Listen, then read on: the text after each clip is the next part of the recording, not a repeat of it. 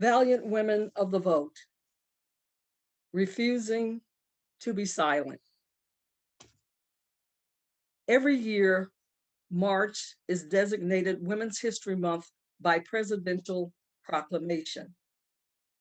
But just like Black History Month, its evolution began with a 7-day, week-long celebration in 1978.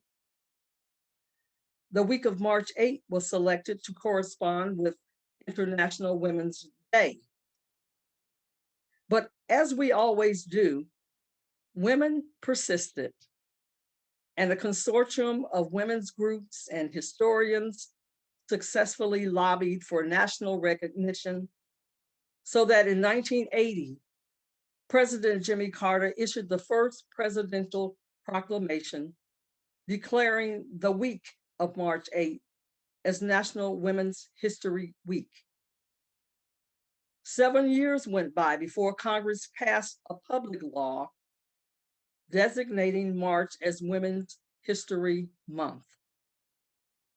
But while we represent half the world's population, women still struggle with gender inequities.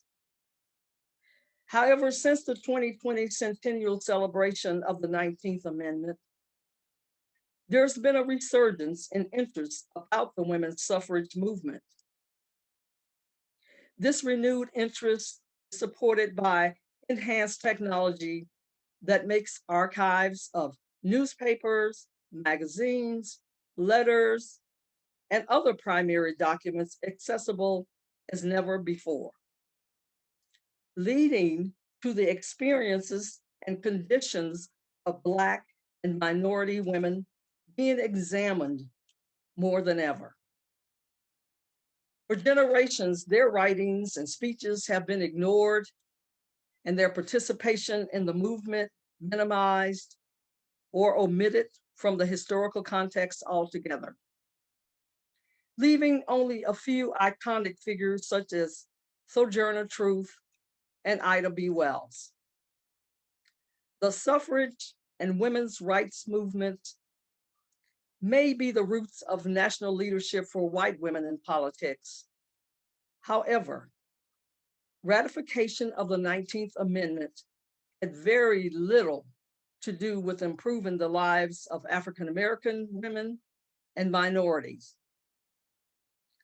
Both African Americans and Native Americans continue to face exclusion from voting through mechanisms like poll taxes, literacy tests, and intimidation.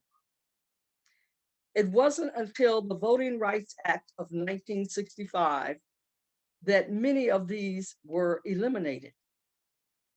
Even now, we continue to see attempts at intimidation and stripping away the civil and voting rights in minority communities.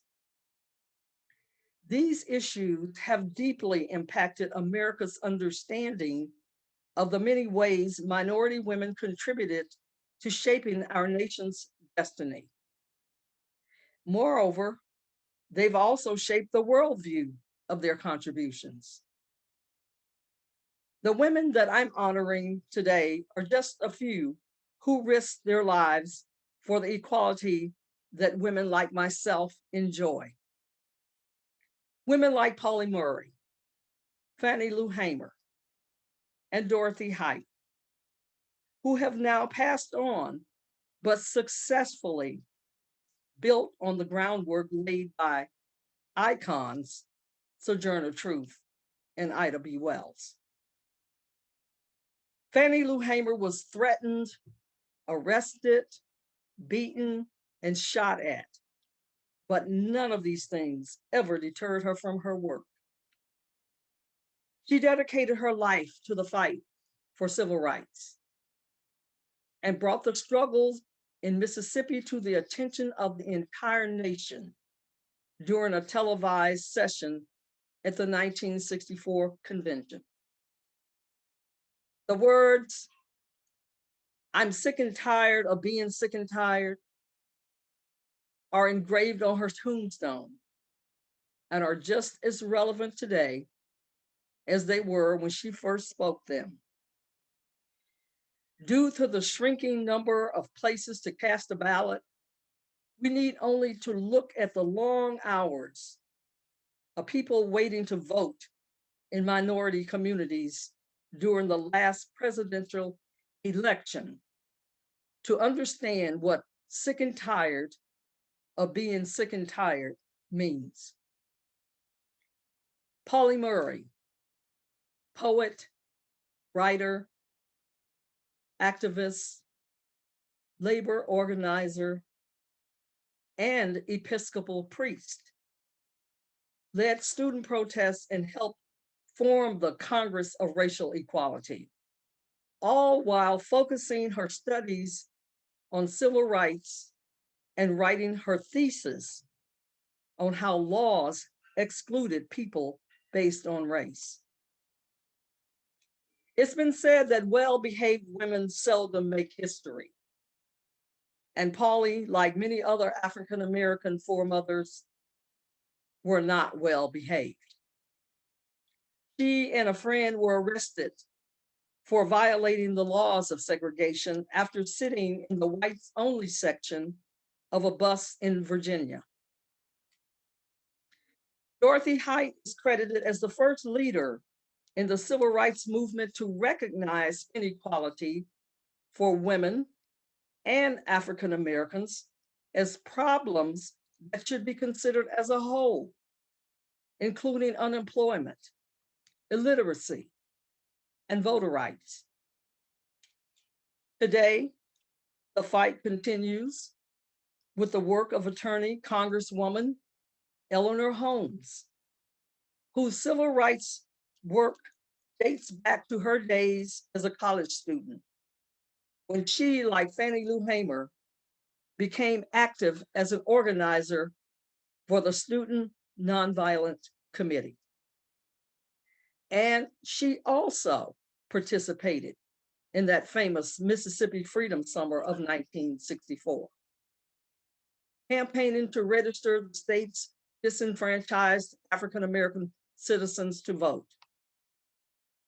In the 70s, she was appointed by President Carter as the first female chair of the Equal Employment Opportunities Commission, commonly known as the EEOC. More importantly, she famously won a case representing female employees of Newsweek, which ended the magazine's policy of only hiring male reporters. She currently serves as the congressional representative of the District of Columbia. When people in this country think about Latinos and civil rights, usually the first person that comes to mind is Cesar Chavez. However, there are many female icons who preceded him. One such icon, Emma Tenayuka, that was born right here in San Antonio. She led a strike of 12,000 women pecan shellers that forced a significant pay raise. Her motto was, "I never thought in terms of fear, I thought in terms of justice." That 1938 strike is considered the first significant victory for Mexican American laborers' fight for equal rights. Today, when it comes to Latina communities, the first thought of many people is immigration. But inequities exist in many other areas for citizens who have deep roots in this country. First generation Colombian American Maria Theresa Kumar witnessed firsthand how Latinas lack access to services while growing up in Sonoma, California. But like many people today, she discovered that technology provides real opportunities to engage youth in civic projects and voting that led to her to co-founding the largest Latinx voter registration organization in the United States, Voto Latino, has registered over 250,000 voters. Moreover, they have expanded their platform to provide resources for young people on topics of healthcare access, immigration, and professional development. The 19th Amendment left a complicated legacy in terms of who gained a true right to vote. And it was the beginning of a long fight for many minority women, including Asians. Chinese and other East Asian immigrants were not permitted to be naturalized. And therefore, Asian women were not enfranchised in 1920. Chinese American Mabel Lee joined the suffragist movement at 16. But the vote wouldn't become a reality for many decades. The fight for equal access to the vote continues with one of the key leaders in civil rights for Asians, Terry A.O. Menace, is a voting rights activist who has dedicated a career spanning 2 decades fighting for the right to equal access to the ballot. She's currently the Senior Director of Census and Voting Programs for Asian Americans Advancing Justice, AAJC. It's a nonprofit organization fighting for civil rights and empowering Asian Americans to create a more just America for all. Sojourner Truth suggested that if women want any more rights than they already have, to stop talking about it and just take them. There's nothing complicated about ordinary equality, but the road to true gender equality continues. And the one act that will get us there is courage. From my heart to yours, may it be so. Let us find ourselves in a space of prayer and meditation as I offer these words. Loving God, we pause in the stillness to rest for a moment, to quiet ourselves so that we can feel what stirs within us. Each breath draws us closer to the pulse of life, and with each exhalation, we make room for something new. May we find in this gathering the comfort of those who care. May we encounter patience along our growing edges and compassion in our most tender spots. Here may we find the inspiration and encouragement we need to face our challenges and nurture ourselves. And in the presence of suffering across the globe, may we redouble our efforts to practice kindness where we are, with the hope that the light of our actions travels like the light of faraway stars. May our gestures of compassion and generosity seed possibility. May we walk humbly with one another, choosing reconciliation over resentment as we try to live right-sized.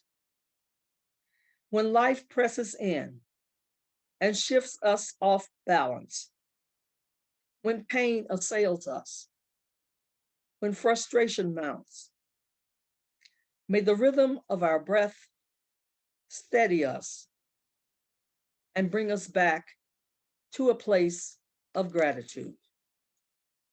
Amen. May it be so.